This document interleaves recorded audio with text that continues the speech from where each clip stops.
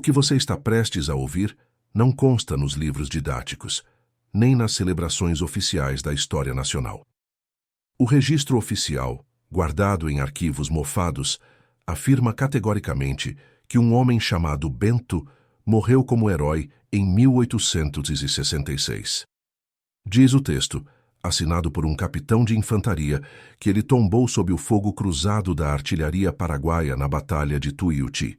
Mas aquele papel, embora selado com a autoridade do imperador, é uma das mentiras mais bem fabricadas do século XIX. O Estado brasileiro precisava de um cadáver para fechar uma conta de covardia, e Bento era a peça que faltava no tabuleiro. Ele não era apenas um soldado. Ele era propriedade da fazenda Araruna, e sua vida foi usada como moeda de troca. Antes de continuarmos com esta investigação sobre um dos crimes mais ocultos do Império, peço que me acompanhe até o fim. Histórias como a de Bento foram apagadas propositalmente, e sua inscrição neste canal ajuda a manter viva a memória da verdadeira justiça. Se você busca a verdade por trás dos mitos, deixe sua nota de 0 a 10 nos comentários após conhecer este caso. Tudo começou na fazenda Araruna, um lugar onde o cheiro de café se misturava ao odor ferroso de correntes e suor. O barão de Araruna não era apenas um senhor de terras. Ele era um homem que acreditava ser o dono do destino alheio. Mas ele tinha um problema. Seu herdeiro, o jovem Arnaldo, era um homem marcado pelo medo e pela fragilidade. Com o início da Guerra do Paraguai, o recrutamento tornou-se uma sombra que pairava sobre as famílias aristocráticas. O Império exigia sangue, e o filho do barão foi convocado para liderar uma companhia de infantaria no fronte. O pavor de Arnaldo era tão visível que o barão sentia o cheiro da vergonha emanando de seu próprio sangue.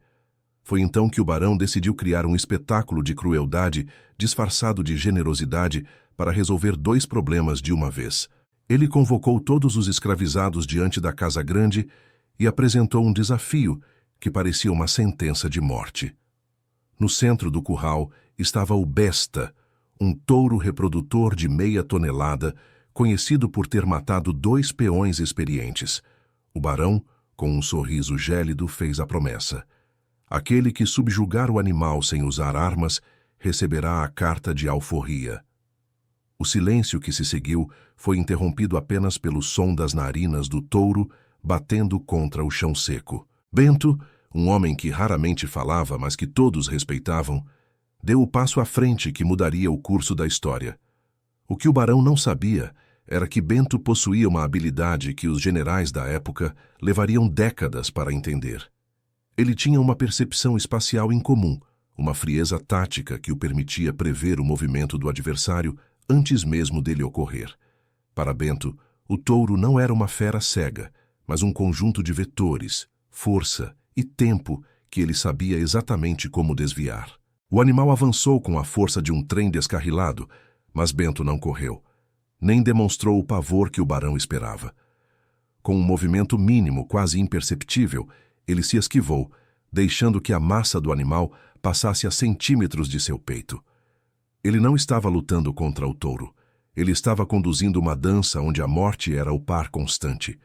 Em menos de 5 minutos, o animal que todos temiam estava de joelhos, subjugado pela técnica e pela força bruta de um homem. A senzala explodiu em um grito contido de esperança, acreditando que a liberdade finalmente havia chegado para um deles. Mas, ao olhar para o terraço da Casa Grande, Bento viu algo que o fez gelar o sangue mais do que o touro. A vitória de Bento foi o seu erro mais fatal, pois ele demonstrou uma superioridade que o barão não poderia tolerar. Um homem com tamanha capacidade de liderança e inteligência tática era um perigo para o sistema que sustentava a fazenda.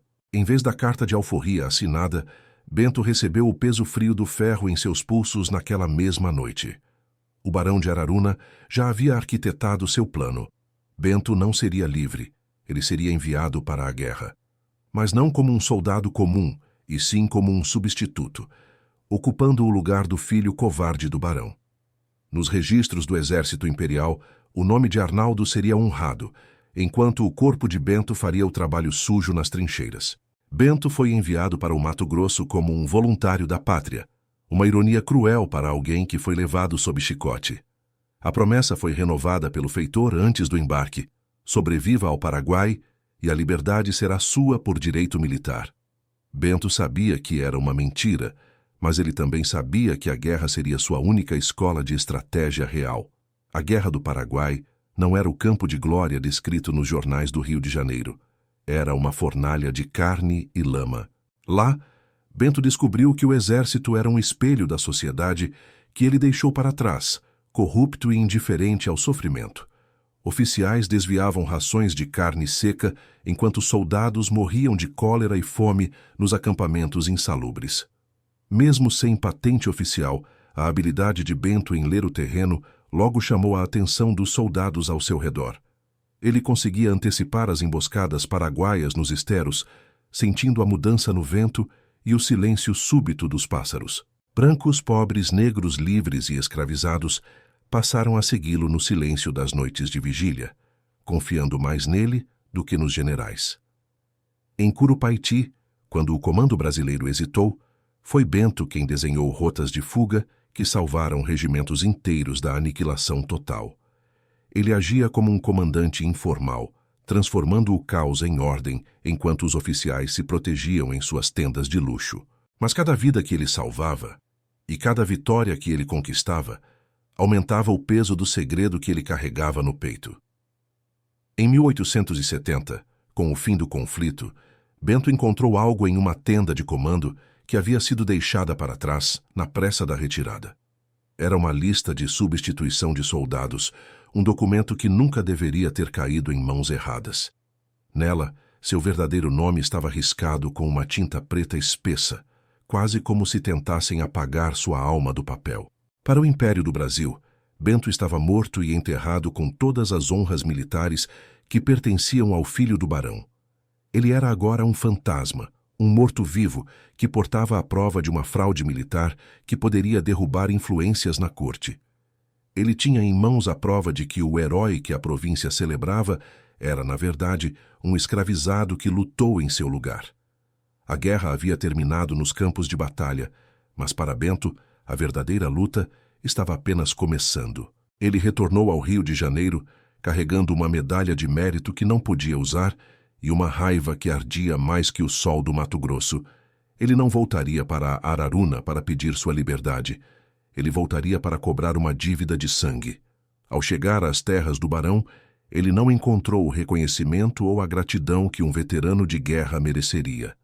O barão de Araruna, ao ver aquela silhueta familiar emergindo da neblina da estrada, sentiu o primeiro tremor de um terror genuíno.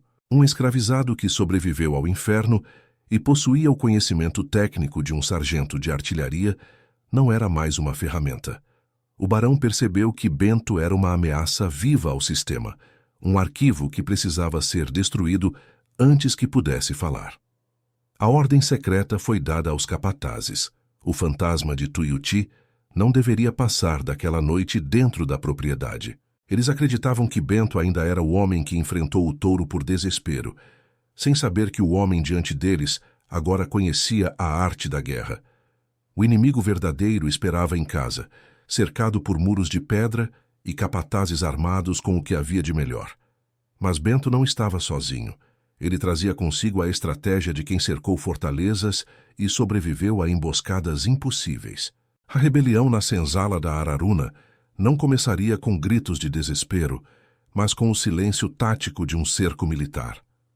Bento organizou os homens usando códigos de sinalização que aprendeu nas comunicações de campo durante a guerra. Ele não queria apenas fugir. Ele queria que o barão confessasse o crime diante dos mesmos homens que ele oprimia.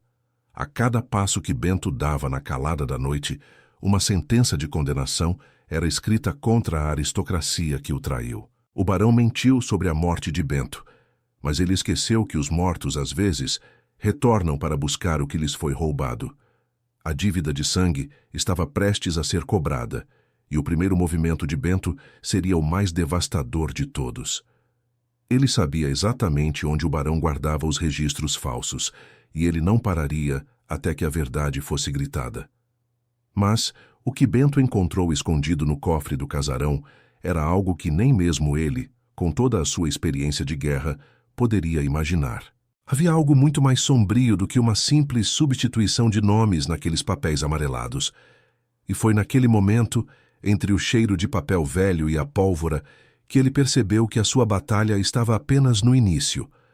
A justiça não viria por um tribunal de homens brancos, mas pela força de uma estratégia que o barão nunca seria capaz de prever.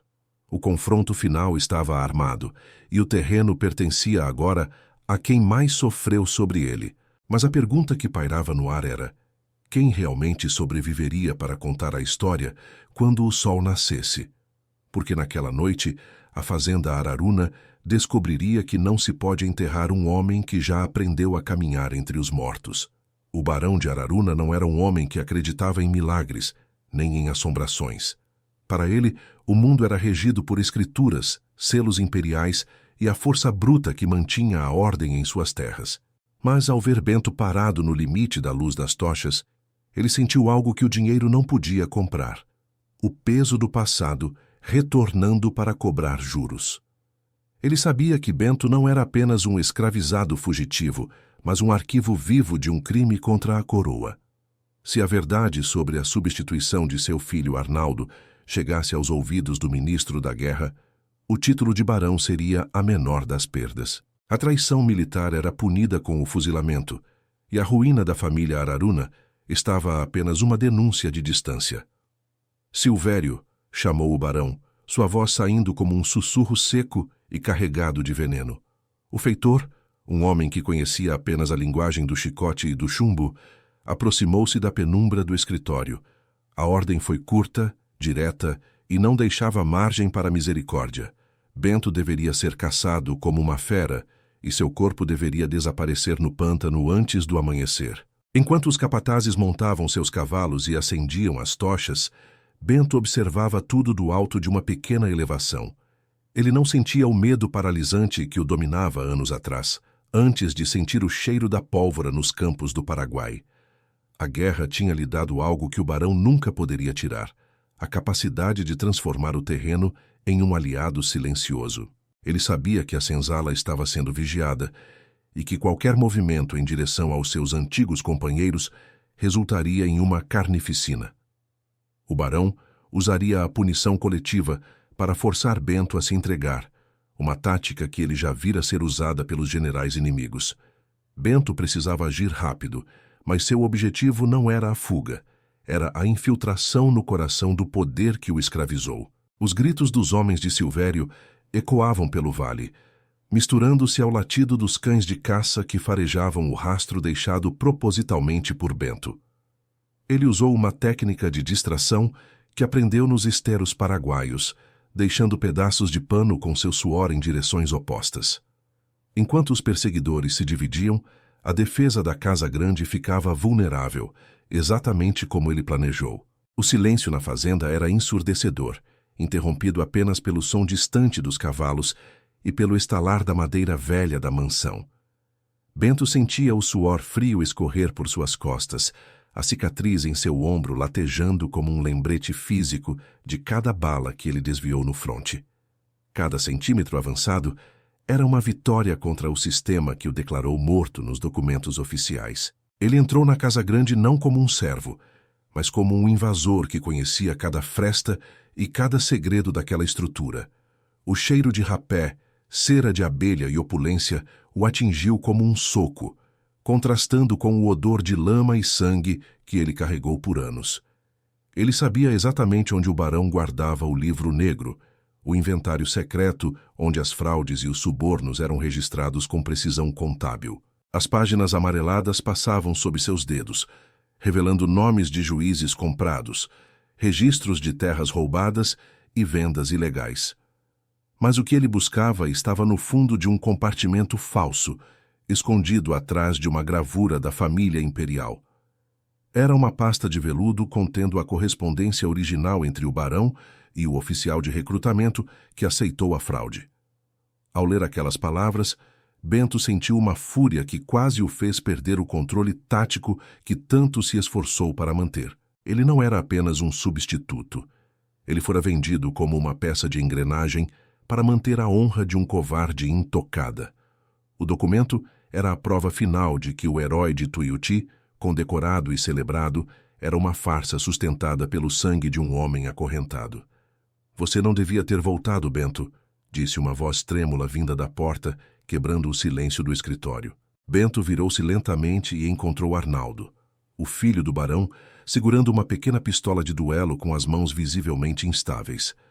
O herdeiro pálido, vestido em sedas finas, parecia uma sombra patética perto do homem que enfrentou as baterias de canhões inimigos. Eles dizem que você é um herói, Arnaldo, disse Bento, sua voz baixa e profunda, carregada de uma autoridade que a guerra lhe conferiu. Mas nós dois sabemos que você nunca sentiu o cheiro da pólvora, nem viu o barro se transformar em sangue sob seus pés. Arnaldo tentou falar, mas a voz falhou, sufocada pela vergonha de olhar nos olhos do homem que viveu o seu maior pesadelo. Atire, desafiou Bento sem alterar o tom de voz, seus olhos fixos nos de Arnaldo, como se estivesse lendo seu próximo movimento. Se você tiver a coragem que seu pai comprou para você, puxe o gatilho e termine o que o Paraguai não conseguiu fazer. O dedo de Arnaldo hesitou sobre o metal frio, a arma pesando como se fosse feita de chumbo sólido. O herdeiro do barão não era um vilão. Era apenas um covarde quebrado pelo peso de uma mentira que ele nunca pediu para carregar. Bento pegou o documento de cima da mesa, dobrando-o cuidadosamente e guardando-o sob sua túnica gasta de soldado. Ele tinha o que precisava para destruir o barão, mas o som de passos pesados no corredor indicava que o tempo da diplomacia havia acabado. Silvério não hesitou como Arnaldo. Ele era um cão de guarda treinado para eliminar ameaças sem questionamentos morais. Bento reagiu por puro instinto militar, derrubando a pesada mesa de mogno para servir de cobertura no exato momento em que o primeiro tiro ecoou. O estrondo da pólvora dentro do escritório foi ensurdecedor, quebrando os cristais e preenchendo o ar com uma fumaça densa e acre. Ele caiu em pé, sentindo a adrenalina percorrer seu corpo, despertando cada sentido treinado nas trincheiras de Curupaiti. A Casa Grande agora estava em alerta total, com servos e capatazes correndo em direção ao som do disparo. Bento precisava chegar à senzala, onde a verdadeira rebelião estava sendo preparada sob o manto do silêncio. Tragam a cabeça dele, rugia o barão, perdendo a compostura aristocrática e revelando a fera ferida que sempre foi. Ele sabia que se Bento escapasse daquela fazenda com os documentos, seu império de café e mentiras desmoronaria como um castelo de cartas. A caçada humana havia se transformado em uma guerra declarada dentro dos limites da fazenda Araruna. Das sombras, outros homens começaram a emergir, portando ferramentas de trabalho transformadas em armas improvisadas. Eles viram o veterano retornar do mundo dos mortos e, naquele momento, o medo que os escravizava começou a evaporar. Bento não era mais apenas um homem. Ele era o símbolo de que o sistema do barão era vulnerável e baseado em uma fraude.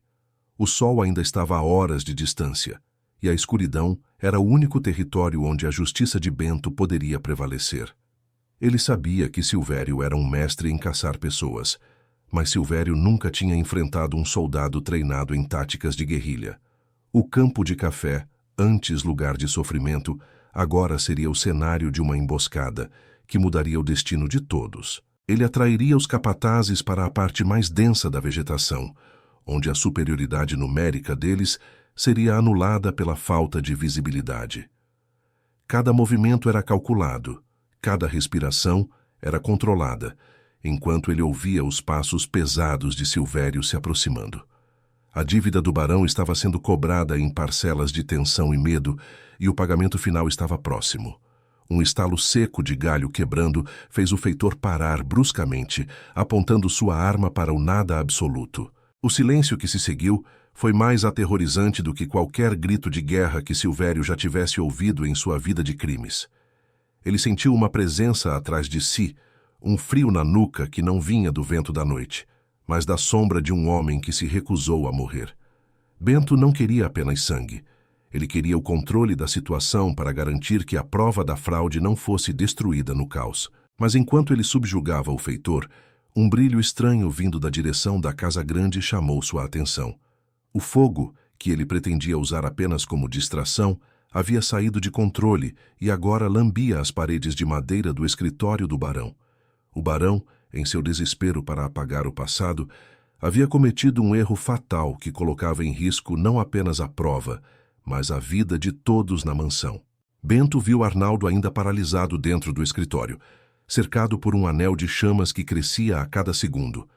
A escolha diante do veterano era impossível: salvar a prova da sua liberdade ou salvar o homem que ocupou seu lugar na história.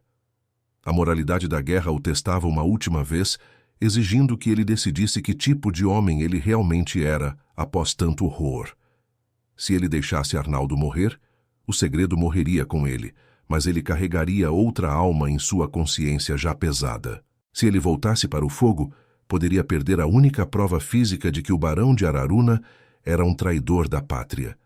Mas o que Bento não sabia era que dentro daquele cofre em chamas havia um segundo registro que mudaria tudo o que ele pensava sobre sua própria família.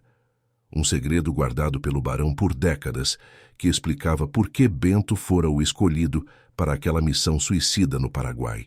E à medida que ele entrava no inferno de chamas, a verdade estava prestes a ser revelada da forma mais dolorosa possível. O destino da fazenda Araruna estava selado, mas o mistério sobre a origem de Bento estava apenas começando a queimar. O calor dentro do escritório do barão era uma entidade viva, um monstro que devorava anos de opulência e segredos em segundos. Bento sentia o oxigênio sumir de seus pulmões, uma sensação que o remetia às trincheiras abafadas de Curupaiti sob o fogo inimigo. À sua frente, Arnaldo de Araruna, o herói oficial do Império, estava encolhido em um canto, os olhos injetados de terror e fumaça.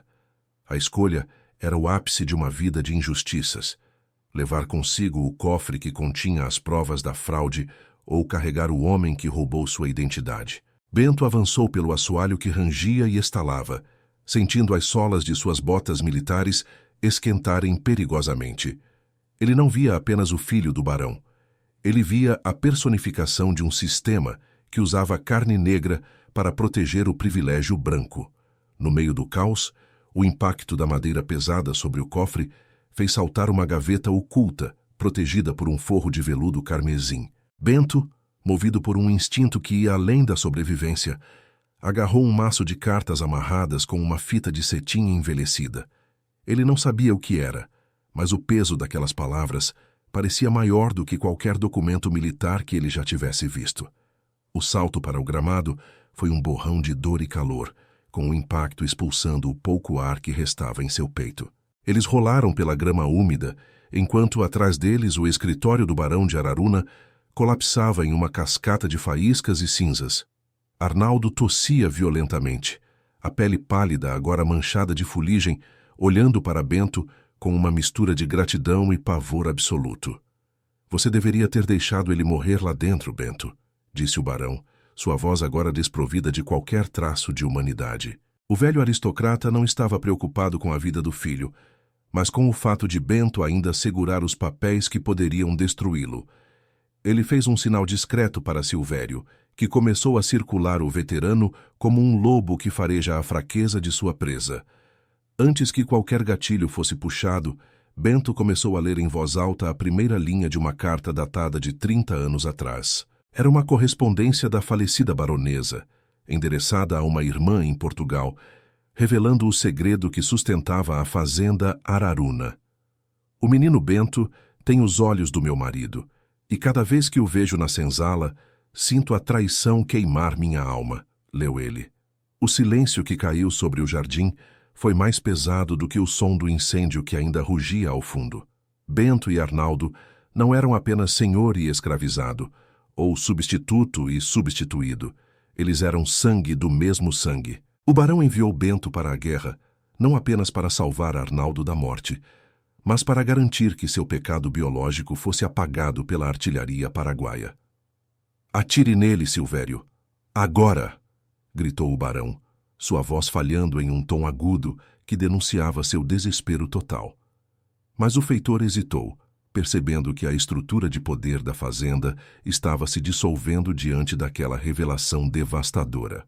Nesse momento de hesitação, O som de cascos de cavalos em galope rítmico começou a ecoar pela estrada principal da propriedade. Bento não havia apenas retornado à fazenda. Ele havia enviado uma denúncia detalhada ao juiz de paz dias antes, usando os canais militares que conhecia. Ele sabia que a justiça de um escravizado não valia nada, mas a denúncia de uma fraude contra o exército imperial era algo que ninguém poderia ignorar. O oficial desmontou, seus olhos percorrendo a cena de destruição, o incêndio e os homens armados que cercavam um veterano condecorado. "Eu sou o homem que os senhores declararam morto em Tuiuti", declarou Bento, sua voz ecoando com a força de quem retomava sua própria existência. "E este homem", disse apontando para o barão, "é o traidor que vendeu a honra da farda para esconder sua própria linhagem e a covardia de seu herdeiro." O juiz de paz, um homem de leis que devia favores ao barão, viu-se diante de provas documentais que tornavam qualquer proteção impossível. A fraude era clara. O nome de Arnaldo figurava na lista de feridos e heróis, enquanto ele nunca havia deixado as fronteiras da província. O crime de falsidade ideológica e traição militar em tempos de guerra era inafiançável e punido com a degradação pública e a prisão. O barão de Araruna tentou recuar, mas Silvério e os capatazes, percebendo que o barco estava afundando, baixaram suas armas em sinal de rendição. As algemas que Bento usou injustamente por tantos anos agora eram colocadas nos pulsos aristocráticos do barão de Araruna. Ele foi levado sob custódia, não como um senhor de terras, mas como um criminoso comum que desafiou a autoridade suprema do imperador. Arnaldo, quebrado pela verdade e pela própria fraqueza, foi poupado da prisão imediata, mas condenado a viver nas ruínas de um nome que não lhe pertencia mais. A justiça, embora tardia e banhada em fogo, havia finalmente chegado aos campos de café da fazenda Araruna. Bento recebeu ali mesmo, diante dos escravizados que observavam tudo em um silêncio reverente, a confirmação de sua alforria militar. O documento assinado pelo oficial não era apenas um papel. Era o reconhecimento de que sua vida pertencia apenas a ele mesmo. Bento não ficou para reivindicar a herança do barão, nem para buscar vingança contra o irmão que nunca o defendeu. Ele caminhou até a senzala, abriu as portas com as próprias mãos e entregou a cada um de seus companheiros o exemplo de que o silêncio é a maior arma do opressor. Ele sabia que a escravidão ainda duraria mais alguns anos no papel, mas naquela fazenda o espírito da liberdade já havia vencido. Ele desapareceu na neblina da manhã, seguindo em direção ao Rio de Janeiro, onde exigiria que seu nome fosse restaurado nos anais da história. O herói de Tuiuti não seria mais um fantasma ou um substituto, mas o homem negro que venceu o touro, sobreviveu à guerra e derrotou um império de mentiras. A história oficial tentaria esconder seu nome por décadas, mas o registro de sua coragem ficou gravado na memória da terra. O barão de Araruna morreu em uma cela úmida meses depois, esquecido por aqueles que outrora o temiam e o bajulavam. Arnaldo nunca conseguiu reconstruir a fazenda, que acabou sendo dividida para pagar as dívidas e multas aplicadas pelo Ministério da Guerra. O legado da Araruna tornou-se uma lenda local, um conto sobre como a verdade pode queimar mais do que as chamas de um incêndio provocado pelo ódio. Esta investigação nos mostra que, por trás de cada herói de mármore, pode haver uma história de sangue e traição que o tempo tentou apagar. Bento foi um dos poucos que conseguiu retornar do apagamento histórico para confrontar seus carrascos com a força da própria biografia. Quantos outros Bentos jazem sob nomes de herdeiros covardes, esperando que a luz da justiça finalmente ilumine suas covas anônimas? Se esta história tocou você e revelou um lado da nossa história que raramente é contado, deixe seu comentário abaixo. Sua nota de 0 a 10 nos ajuda a entender a importância de resgatar essas narrativas de resistência e inteligência tática. Não se esqueça de se inscrever para continuar acompanhando nossos mergulhos nos mistérios e crimes ocultos do Brasil Império. A história pode ser escrita pelos vencedores, mas a verdade é guardada por aqueles que sobrevivem para contá-la.